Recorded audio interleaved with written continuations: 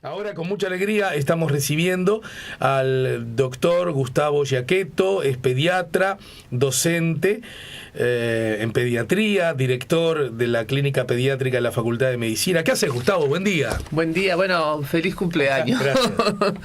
Bueno, muchas gracias. ¿A qué escuela fuiste? Porque recién estábamos sacando cuentas que somos parecidos de edad. Sí, a la 88 Edmundo D'Amicis. Ajá. Acá en Montevideo. ¿Y dónde? ¿Cuál es la 88? Ahí en Estero Bellaco y Montecaseros. Ah, claro. Sí, ahí. Sí, Exacto. Preciosa escuela, Sí, lo muy ubico. linda. Sí, hice toda mi escuela ahí. ¿Vos eras de ese barrio? Sí, sí. ¿Sos hincha de Nacional entonces por la cercanía? Sí, me crié en Lucas Pires, que es la entrada al Parque Central. Ajá. Así que imagínate. ¿Y qué tan futbolero sos vos? En una época era muy fanático porque era socio y todo, ahora no tanto. No tanto. Muy bien. Yo recién le decía a Gustavo que lo envidio porque tiene todo el pelo y no como ahora los métodos, que está bien, ¿no? Que viste que se colocan unos ahora cuantos, no te podés quedar desde el presidente de la República para abajo lo están haciendo pues. Tus ídolos del Chino Recoba, todos esos tienen pelo. El otro día estuve con el Canguro Porta. ¿Lo ubicás al Canguro Porta? Sí. Estaba viendo Nacional Liverpool, yo soy Liverpool, allá en Belvedere, y lo saludé. Y le dije, che, te felicito porque te vi la otra vez por televisión y estás perfecto con el... Me dice, y voy por más. Bueno, en fin. Está bien. Bueno, pero vos no, lo tuyo no es implante, no, ¿eh? es natural, no. Sí. Bueno, a ver, yo necesito, en realidad no lo necesito yo, tengo la sensación que a propósito de lo que ayer se empezó a hablar muchísimo, con mucha intensidad, y que sobre el final de la jornada encontró como una síntesis de la cual hoy habla en tapa como título principal El País: adelantan vacaciones por virus respiratorios, primaria y jardines tienen asueto desde el lunes y hasta el 17 de julio. Es decir, hubo un adelantamiento de las vacaciones, pero el primer mensaje de que iba a ocurrir ese adelantamiento, no se sabía si con clases a distancia, pero en que todo caso se iba a sumar 3 semanas de no ir a la presencialidad. Esto ahora como que se aplacó un poquito, 2 semanas, tal cual es la costumbre por otra parte, y en ese contexto, más allá de esas resoluciones de carácter educativo, parecen que estar muy influenciadas por la lógica sanitaria. Y bueno, yo ahí necesito que nos cuentes, profesor, cómo estamos parados en ese sentido, cómo está transcurriendo el año y qué diferencias notorias o notables, si las hubiese, hay con relación a otros inviernos, ¿verdad? Bueno, lo primero es que yo ayer, no sé quién me preguntaba y decía, una emergencia sanitaria no hay decretada. Digo, eso es un punto que es importante, por lo menos yo no estoy enterado de eso. No estamos en emergencia sanitaria. Ahí está, porque primero habría que aclarar ese punto, porque esto no es la pandemia, no estamos en esa situación de pandemia, digo, porque como la información fue tan ida y vuelta, como tú decís, en realidad a veces se confunde un poco. Lo que sí hay es una circulación importante, con un aumento exponencial de casos de infecciones por virus respiratorios, que al igual que lo que ha ocurrido en el contexto regional, por ejemplo Argentina, Chile, que han experimentado un aumento de los casos de infecciones respiratorias en forma, digamos, anticipada, unas semanas anticipada a lo que habitualmente se presenta en años anteriores, y con una intensidad de circulación un poco más alta. O sea, se registra como un pico de incidencia de enfermedad más intenso, o sea, más alto, anticipado. Y bueno, cuando eso ocurre, por supuesto que aumentan las consultas en los servicios de emergencia, aumenta las hospitalizaciones, aumenta la demanda de CTI, por ejemplo, ¿no? ¿Verdad? Eso es lo que ocurre habitualmente. Digamos, nosotros estamos acostumbrados, sobre todo los pediatras, ¿no?, que en los inviernos hay epidemia de infecciones virales y de virus que son conocidos por nosotros. Este es el virus que se está hablando ahora, que es el virus respiratorio sincicial. No es un virus nuevo, es un virus que lo conocemos, es el virus respiratorio sincicial que siempre afecta, bueno, puede afectar a todas las edades, pero que, como siempre insistimos mucho, en los que genera mayor repercusión, porque genera cuadros posiblemente un poco más serios, y con mayor potencial de gravedad en los menores de 2 años, ¿no? Pero es un virus al que nos enfrentamos siempre. Si se quiere, lo llamativo es la presentación antes de tiempo y con una intensidad en el número de casos que quizá es mayor. Yo no tengo exactamente los números, ¿no? Porque no he visto números oficiales. No conozco. Quizá porque estamos muy en la cresta de la ola, bueno, muy se supone metidos que dentro de la autoridad sanitaria quien hace la vigilancia epidemiológica, ¿no? Y que lleva el registro de los casos.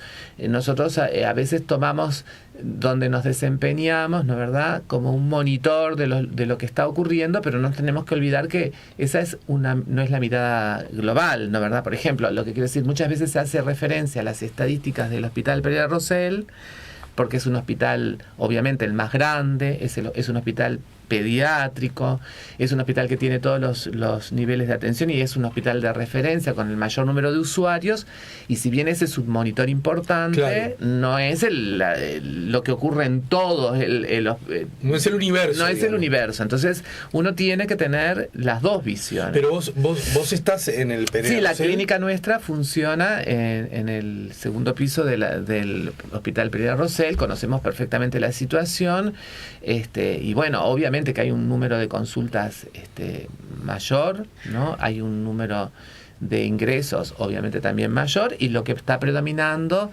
son ingresos por enfermedades respiratorias en niños pequeños, y lo que predomina es el ingreso por virus respiratorio sincicial. También hay gripe, pero predomina el virus respiratorio sincicial. Y entonces, porque varias cosas. Primero, a propósito, ¿cómo se dice sincicial? Bueno, sí, la sigla que tenemos en medicina es VV, ¿no? RS, ¿no? Virus respiratorio sincicial o sincitial, ¿no?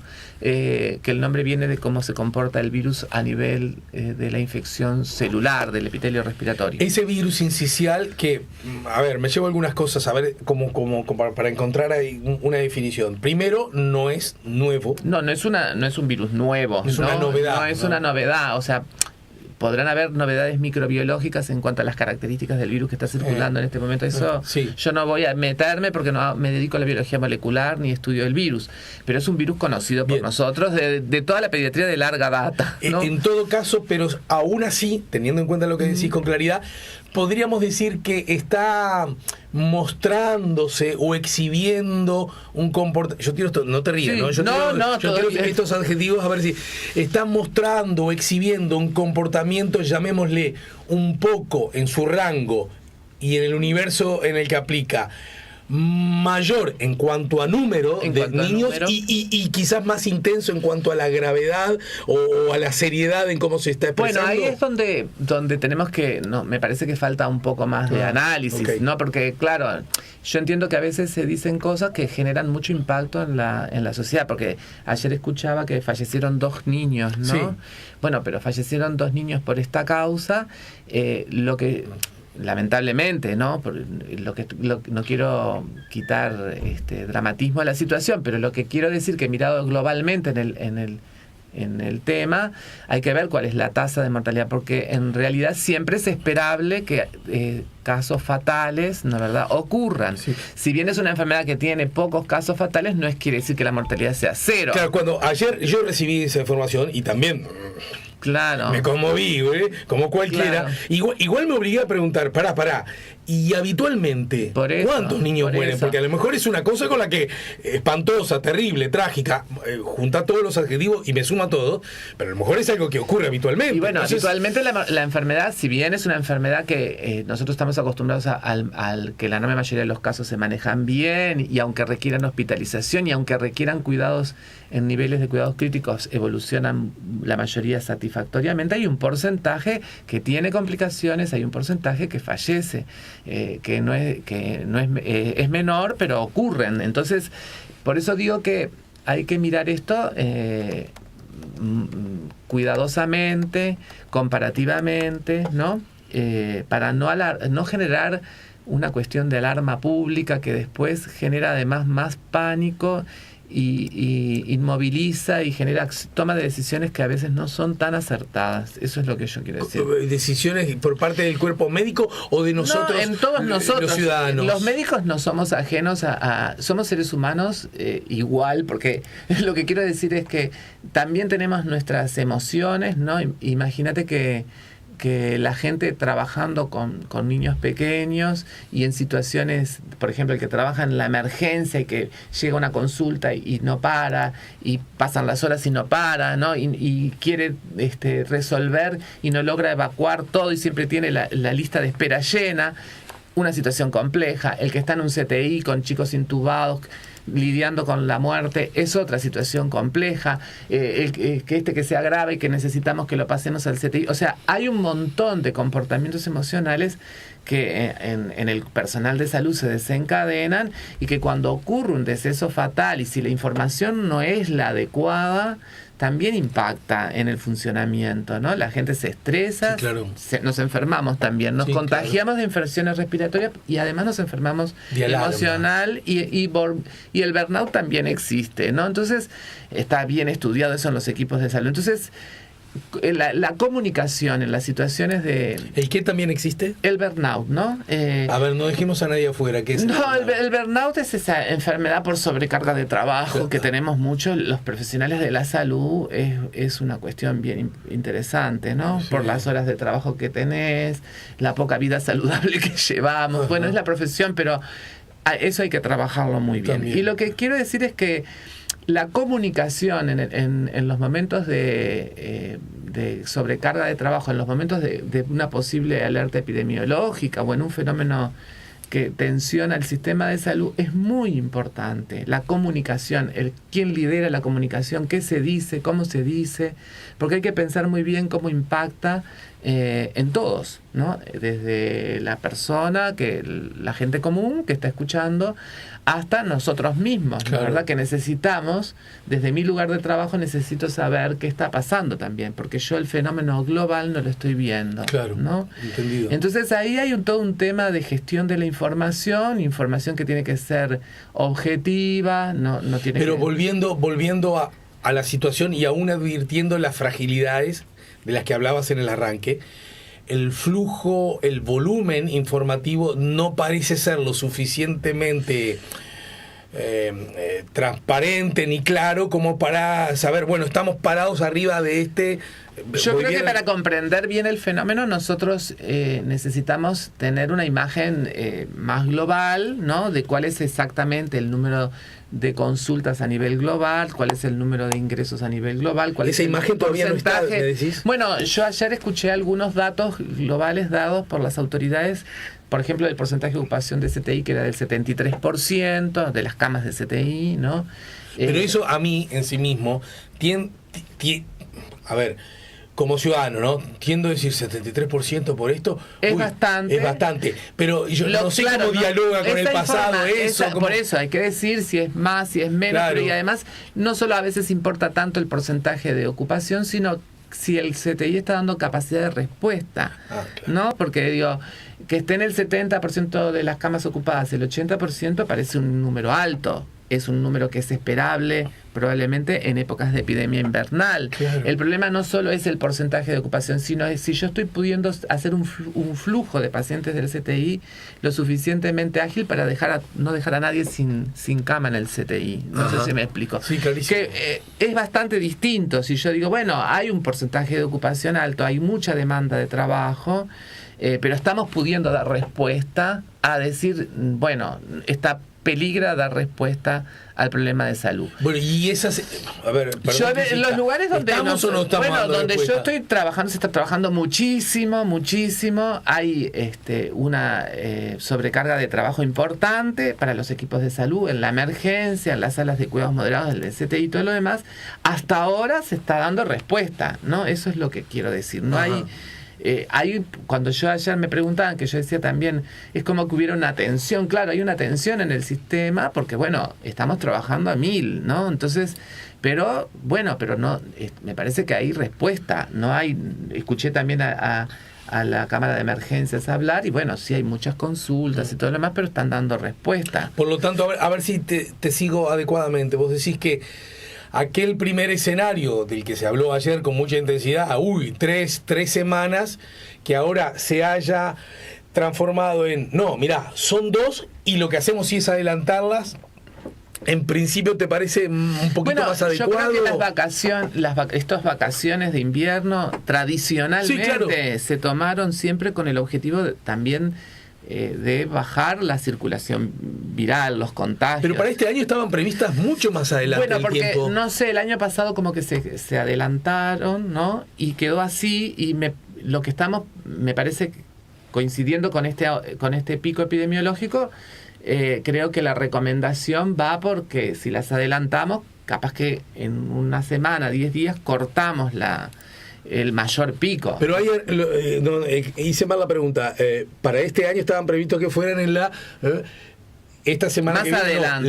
La otra, es decir, primero, otra vez en la escuela pública, 1 y no 2 semanas, ¿no? Sí. Que ese asunto que puede parecer como satisfactorio. Admito que tengo un poco esa camiseta medio fundamentalista de cuantos más días de clase mejor, sí. Pero también entiendo que hay otras circunstancias. Entonces también me pregunto, por algo históricamente siempre se pensó en 2 semanas. Bueno, por en eso, el marco porque del invierno. Históricamente se pensó en eso. Y te hago 2 preguntas en una. Sí, bajar a 1 semana, como estábamos, y además hacerla tan adelante en el tiempo, tan instalado, tan arrancado ya el invierno. No era una medida que parece no coincidir con lo que históricamente, y ya lo vemos, la demanda de la salud exige. Sí, es posible que yo ahí, viste, yo no tomo esas decisiones, nosotros no estamos en esa cuestión.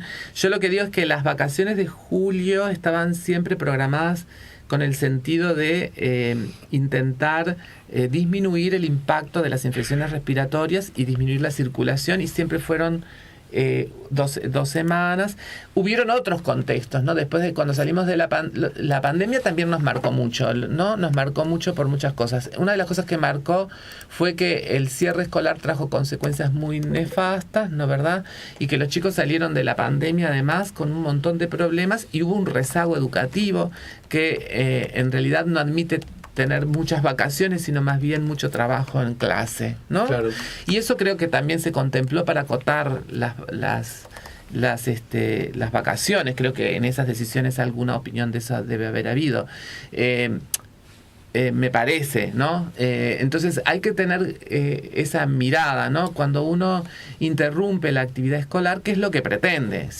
Porque además interrumpir la actividad escolar y después la vida continúa igual, ¿no? ¿Verdad? Bueno, no sé si va a tener un gran impacto. Claro. Eso es lo que quiero decir. Hay que ser cuidadosos. Y sí hay que sopesar las consecuencias de la interrupción, que no pueden ser prolongadas. Nosotros, en eso, creo que el adelanto es una medida que, bueno, puede impactar en la circulación viral. Mantener las vacaciones como estaban parece ser algo sensato. Lo que no parece es que nosotros, a raíz de esta situación, en este momento tengamos que prolongar el cierre escolar. Claro. Eso... Mónica dice, a ver si va en esa dirección, las infecciones no sé si son anticipadas, porque yo recuerdo las vacaciones de invierno comenzando a fines de junio. Saludos. Bueno, pero lo que pasa me que ayuda Mónica, claro, a decir eso, es lo que yo trataba. No, los datos que nosotros empezamos, lo que pasa que, claro, esto se desata como su pico máximo ahora, pero lo que quiero decir es que no comenzó ahora. No, claro. Comenzó ya hace varias semanas, ¿no? ¿Verdad? Y por eso yo lo hablaba del adelanto. El adelanto no tiene que ver con las vacaciones. Poner las vacaciones ahora tiene que ver con el pico, ¿no? ¿Verdad? Uh-huh.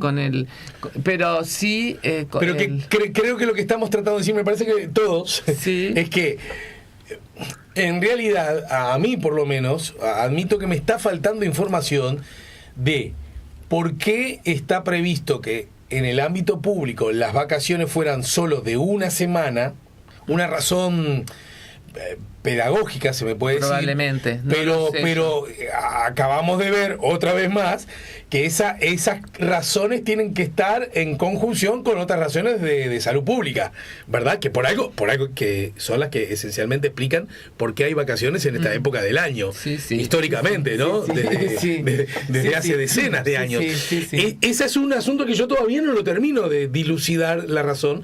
Y la otra cosa, que es lo que yo trataba de decir, y que me parece que la oyente Mónica terminó encontrando una síntesis más adecuada que la mía, y es, ¿y por qué ya instaladísimos en julio, como estaba inicialmente previsto, ¿no? Que es un asunto porque a raíz de los hechos parece ser mucho más adecuado con la trayectoria histórica y con la trayectoria de este año, que las vacaciones hubiesen sido pensadas para que arranquen ¿cuándo? Cuando van a terminar arrancando en definitiva, es decir, el lunes. Exacto.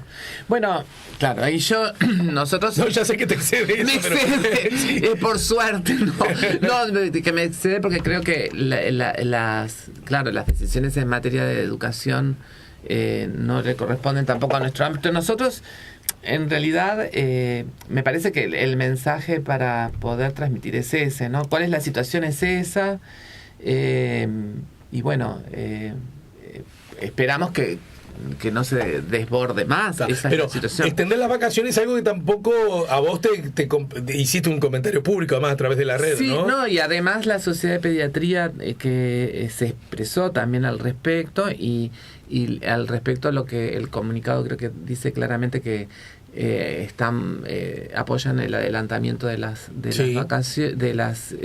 vacaciones actuales para aliviar la duración del sistema en de la misma duración que tradicionalmente. Sí, nosotros nos expresamos mucho con respecto bueno, en lo personal digo, con respecto a la prolongación de la inactividad escolar, porque creo, si hay algo que aprendimos, ¿no, verdad?, en la pandemia es que mantener las escuelas en inactividad tiene consecuencias negativas muy, muy severas, ¿no?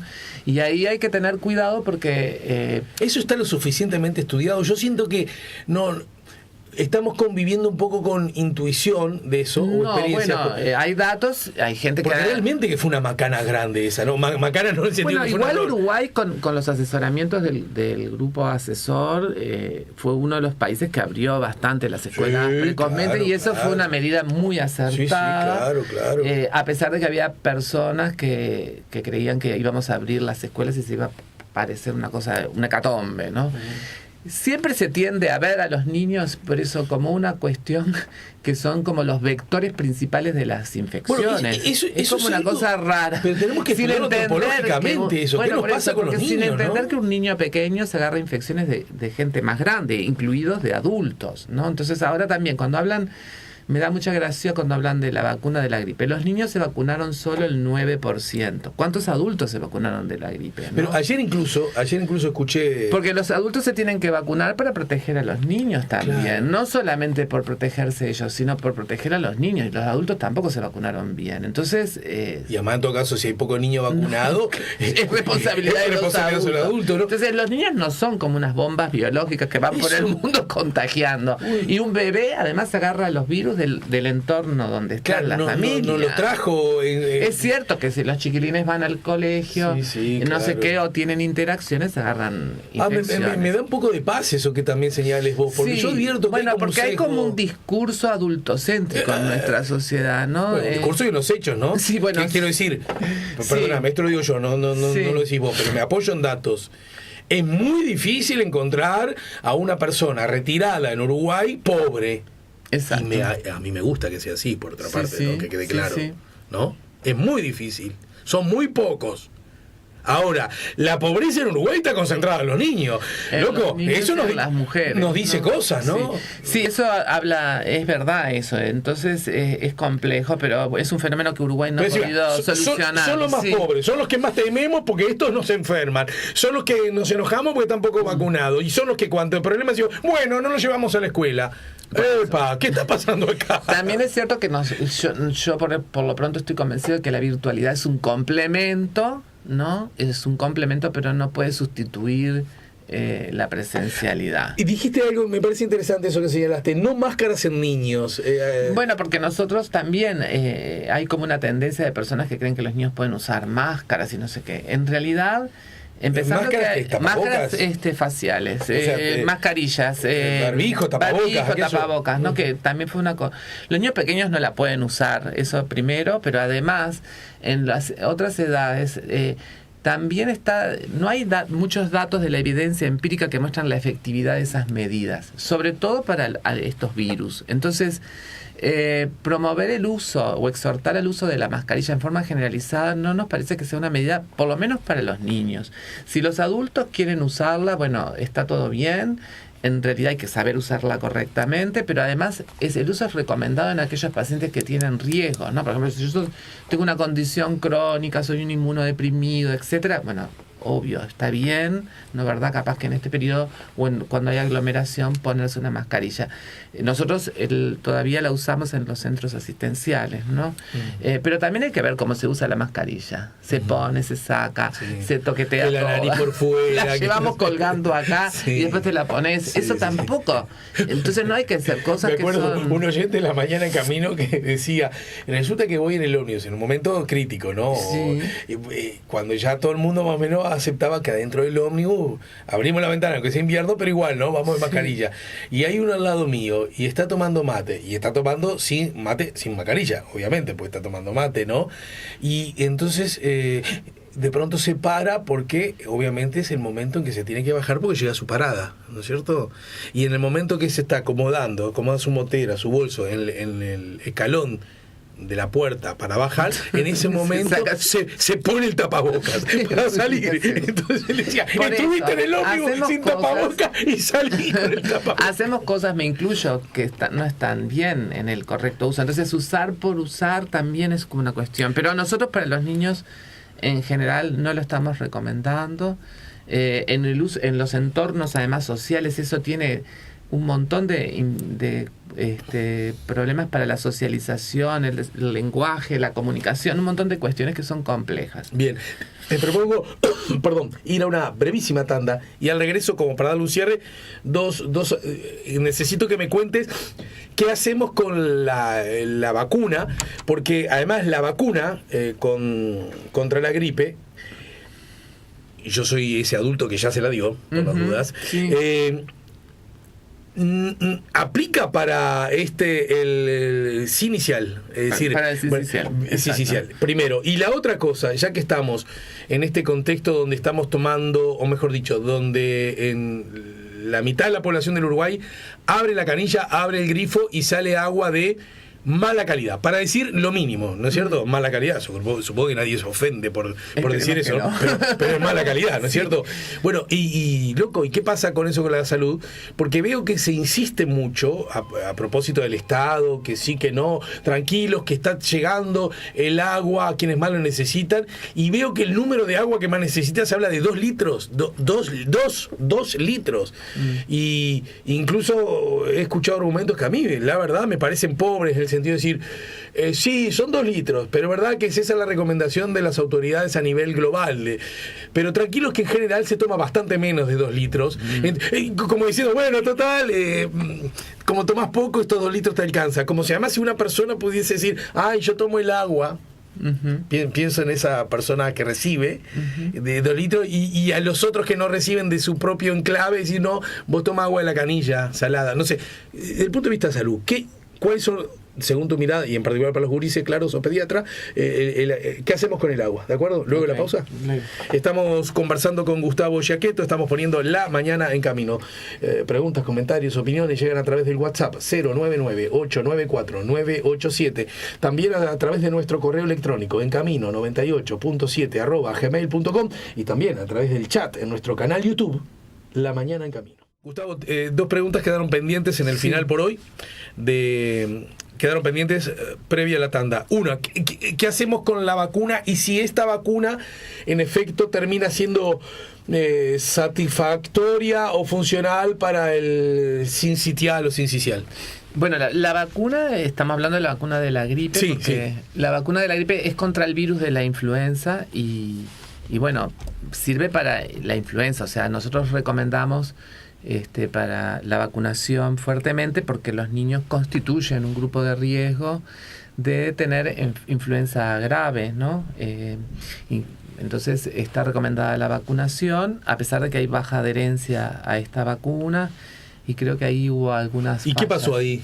Y bueno, es una vacuna que siempre ha tenido problemas de adhesión, ¿no? Pero cuando decís de adhesión es que la gente vaya a vacunarse. Que la gente se vacune espontáneamente. Bueno, quizá hay muchas creencias y falsas creencias con las cuales hay que trabajar.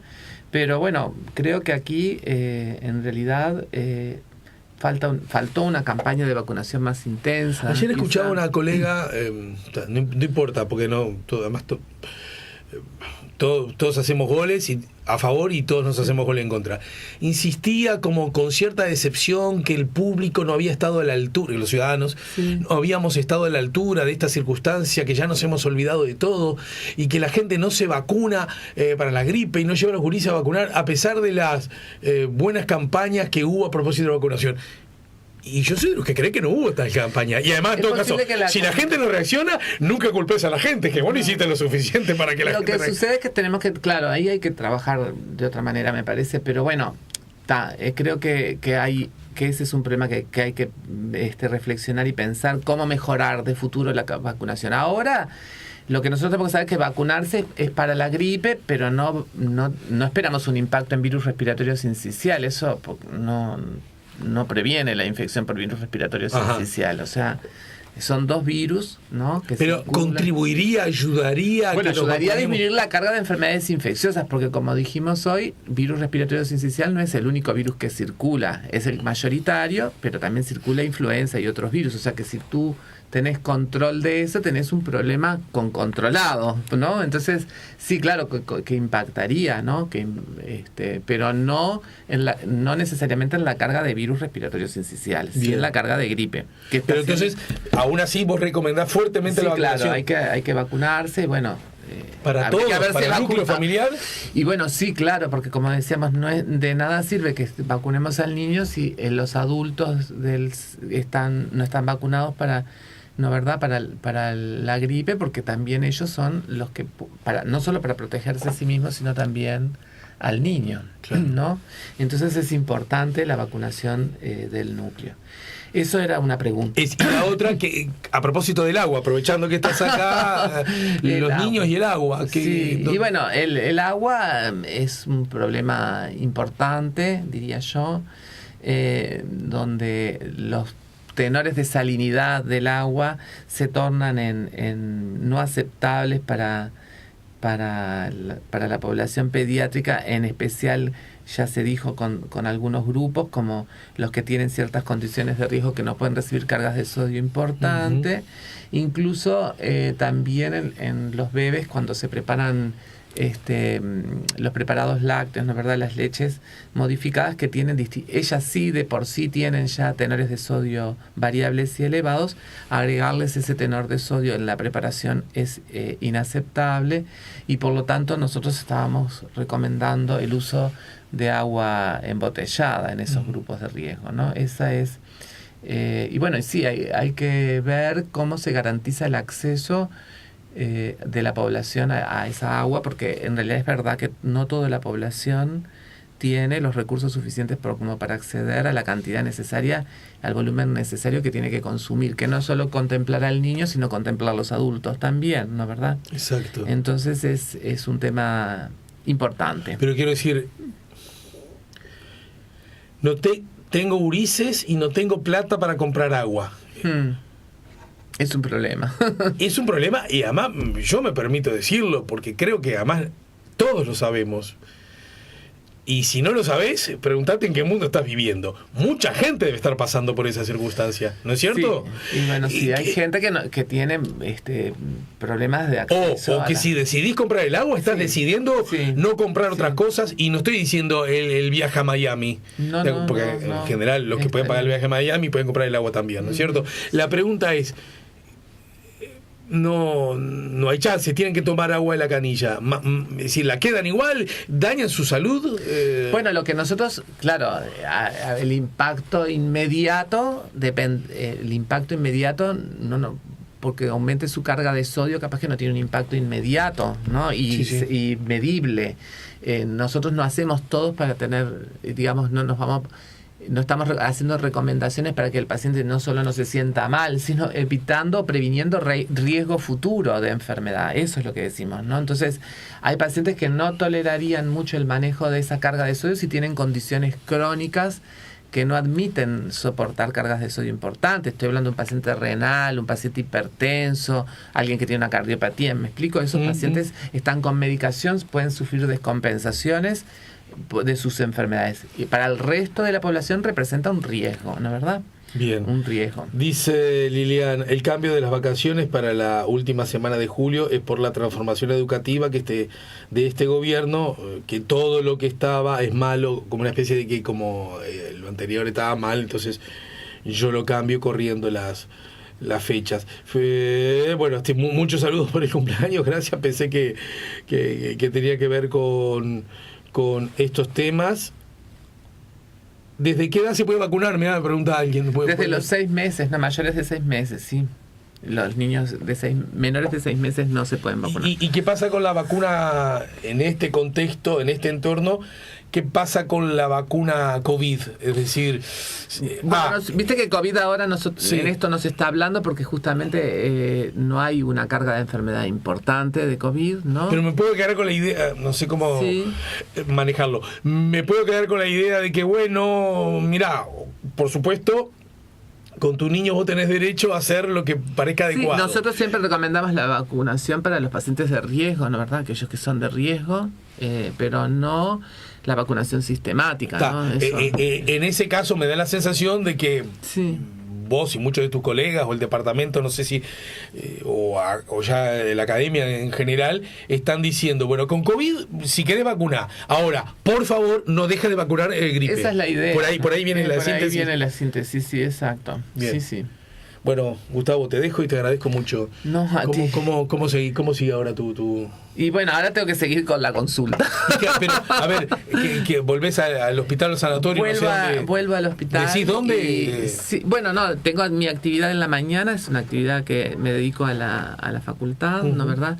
Y en las tardes, en algunas Pero tardes, la facultad implica que vas a ir, no sé, estoy tirando... No, yo funciono en el hospital Pereira Rosell. Ajá, pero ¿funcionás en el Pereira Rosell para tu trabajo para la facultad? Sí, exacto. Sí, la Facultad de Medicina tiene algunos servicios que están en la facultad, en General Flores, otros servicios que funcionan en el hospital universitario y muchos servicios que están descentralizados en las redes de hospitales de ACE. Claro. Y en este caso, las clínicas pediátricas funcionamos en el hospital Pereira Rosell. ¿Y qué vas de cama en cama, digamos? ¿Ese es el trabajo que haces? Bueno, como clínica tengo asignado la supervisión de uno de los pisos de internación. La clínica nuestra funciona en el segundo piso. Es un servicio de internación de mediana complejidad. O sea, los niños, las niñitas que ves, que están ahí porque ¿qué les pasa? Bueno, tienen problemas que motivaron su ingreso, su internación, ¿no? Y entonces nosotros ahí, bueno, obviamente asistimos esos pacientes. Y te hago otra, y si querés otro día, ya tenemos una promesa de encontrarnos más regularmente. Sí.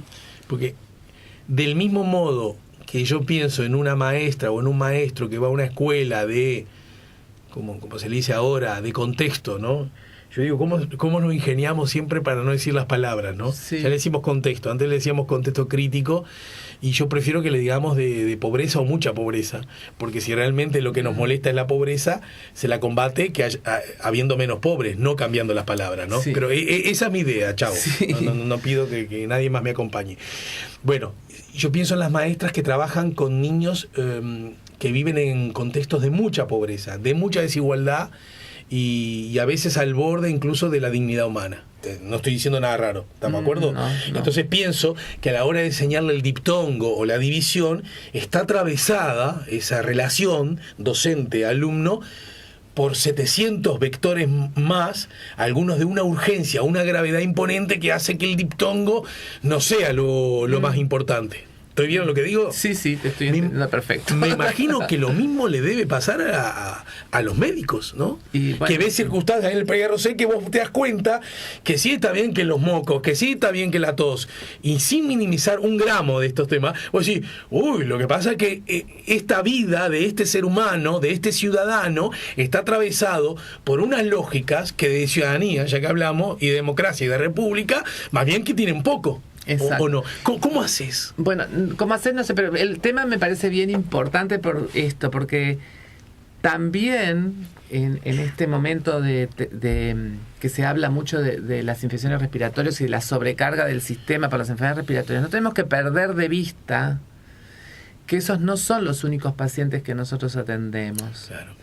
Y sobre todo que en algunos lugares el porcentaje de chicos con lo que nosotros llamamos problemática psicosocial y de salud mental es muy importante, y esos chicos también se hospitalizan, esos problemas no paran y esos problemas son transversales. Hay niños que están solo por esos problemas y hay niños que están infectados o tienen una infección respiratoria y tienen esos problemas, y eso complejiza el manejo de esos pacientes, porque a un chico que tiene mucha vulnerabilidad social, mucha vulnerabilidad familiar, no se le puede dar el alta enseguida.